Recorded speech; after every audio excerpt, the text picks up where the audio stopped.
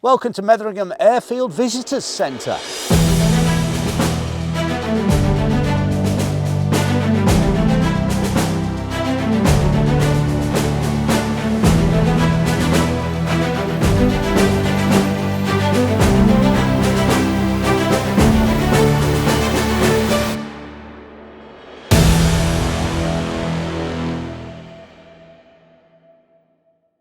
We're at Metheringham Airfield Visitor Centre in the Dakota hangar. Metheringham was a Lancaster bomber base in the Second World War. It was the home to 106 Squadron primarily for the whole of the war, and they flew Lancasters from here. The Visitor Centre opened around about 30 years ago, and it's grown to what it is today. This is a 1944 Douglas C47 Dakota.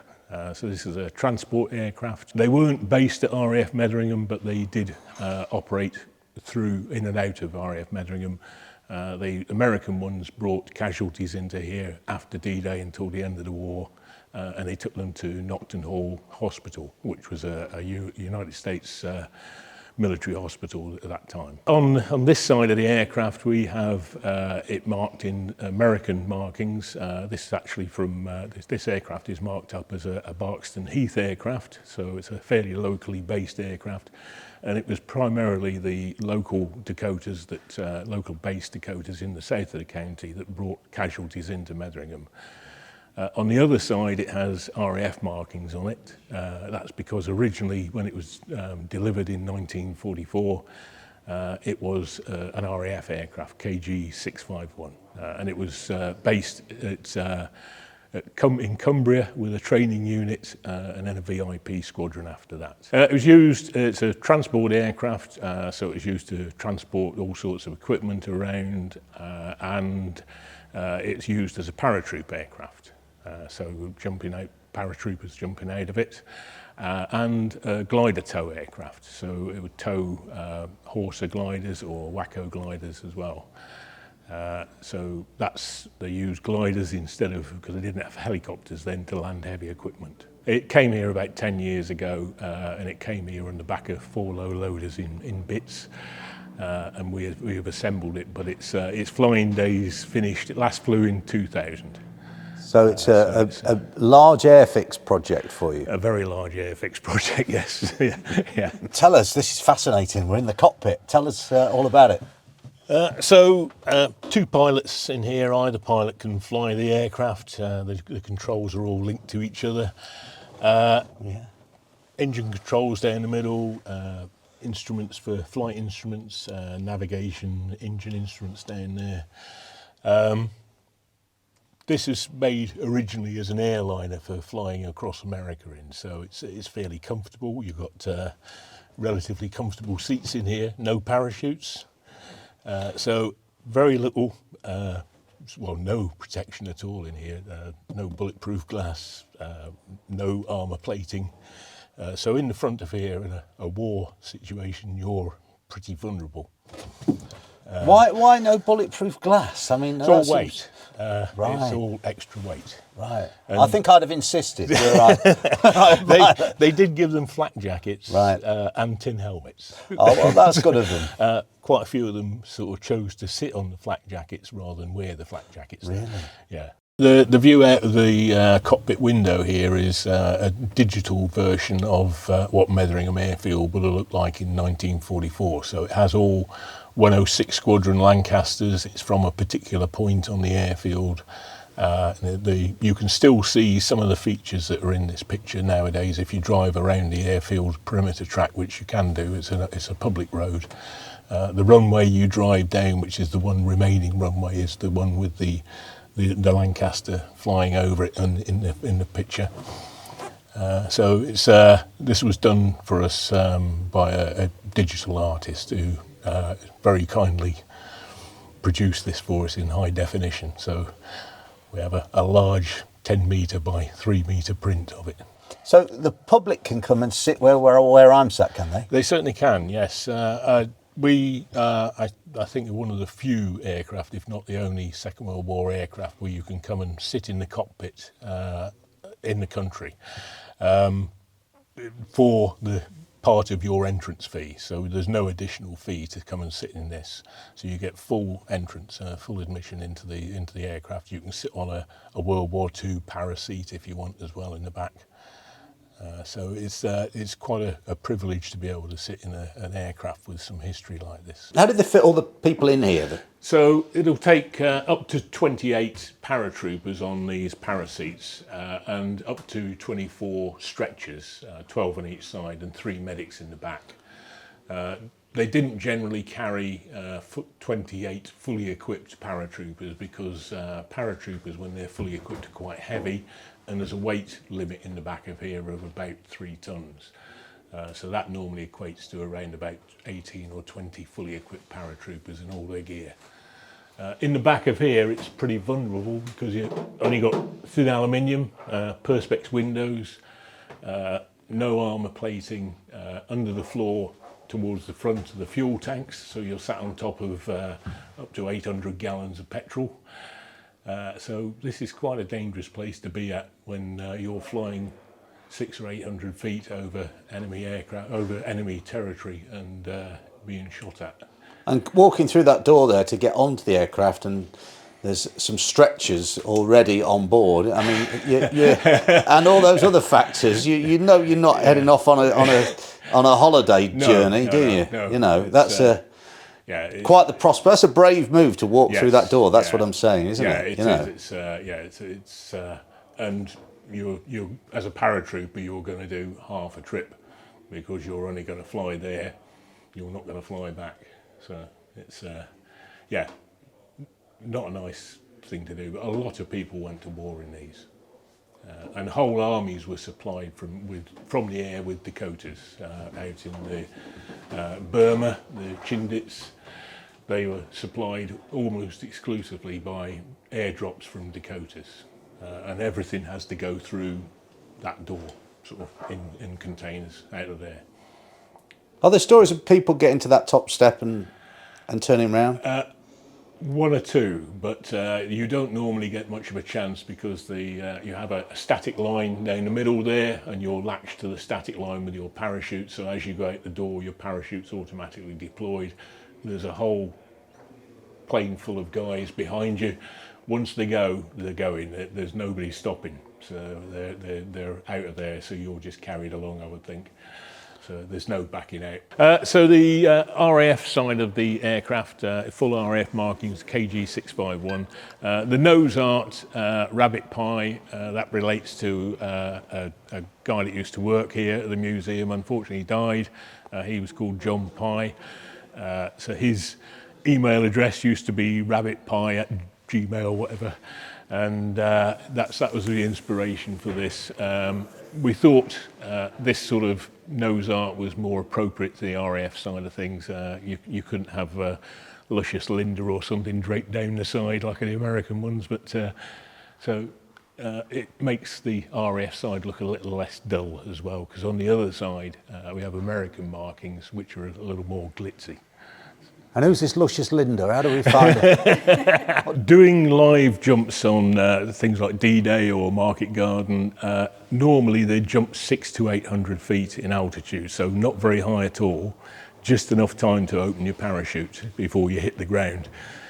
You don't want to be floating down gently on your parachute, being target practice. So that's you want to be in the air as short a time as possible.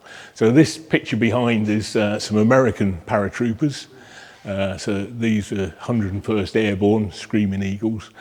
They went out from North Witham Airfield, which is down near Grantham, and they flew out to, they were on the Pathfinders, flying out of there. So they had some beacons that they landed with, and they put the beacons out for all the other aircraft coming in on D-Day. So these were the first guys to hit the ground on D-Day in France. And do we know if these chaps in particular survived that mission? This guy here certainly did, because he only died about 4 or 5 years ago. He's called Bob Nudie, and there's a little bit that tells you, it's quite a famous picture this, there's a bit that tells you how much equipment he's carrying. He almost doubles his body weight with all the gear he's carrying, because what you jump with as a paratrooper is what you're going to fight your war with. So the temptation is to carry everything, but not too much or you break your ankles when you land. Dakota's towed gliders. So the gliders were used to carry heavy equipment, because the paratroopers can't jump with heavy equipment. So paratroopers need things like jeeps and artillery and that sort of thing. So that's the only way of getting it in. They didn't have helicopters at the time, so gliders were the only way of getting the equipment in there. Gliders that were used were primarily WWII gliders, which carried about 15 troops, and Horsa gliders, which carried up to 30 troops, as well as things like jeeps, anti-tank guns, artillery, all that sort of thing. And these gliders were as big as the Dakota? The Horsa glider, pretty much the same size as a Dakota. A WWII glider, a little smaller.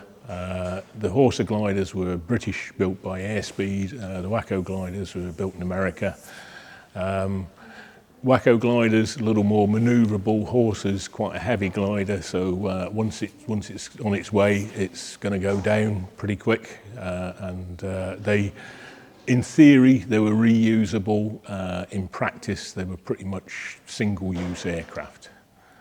Single use? Yeah, so when they landed, quite a few of them sort of crash landed. So they weren't, some of them were recovered, but not many. I've been a volunteer here for 3 years now. Walked into this barn one day to find this under blue tarpaulins. It's an AEC 1943 Coles crane Mark 7 Series 7 from 1943. I have the delivery note from AEC to the Ministry of Supply from March 1943, so we know its history. Now this one would be used for maintenance on the airfields. It would lift Merlin engines onto Lancasters or any other thing. It would lift wings, it would lift all those types of things. But the main element of it was to go out and pick up crashed aircraft, because it's a 6-wheel drive. It's a 6x6. 7.7 normally aspirated diesel.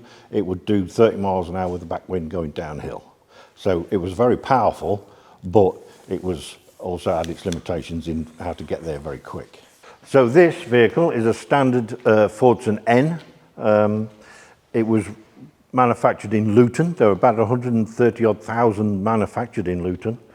This particular vehicle would have been used as a bomb trolley towing. And the Land Army used a great deal of these, not just for the RAF just didn't use them. It was actually used by the Land Army girls to increase the food production. I'm the archivist, and we look after the history of the aircrew and our station personnel that served with 106 Squadron. This used to be the police post, where access onto this site was through a barrier just outside, and this was the police post to keep an eye on everything. We do get visitors coming in who want to trace their relatives' history with 106. Now I can tell you're a very dedicated man, and you'd be able to help them with that. So tell us a bit about what the archiving role involves here.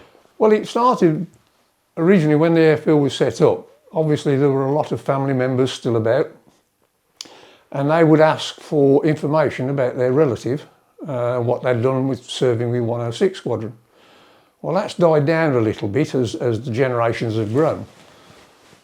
So when I took over 5 years ago, I started by creating a folder for each of our lost aircraft, which is in the PSH down by the memorial.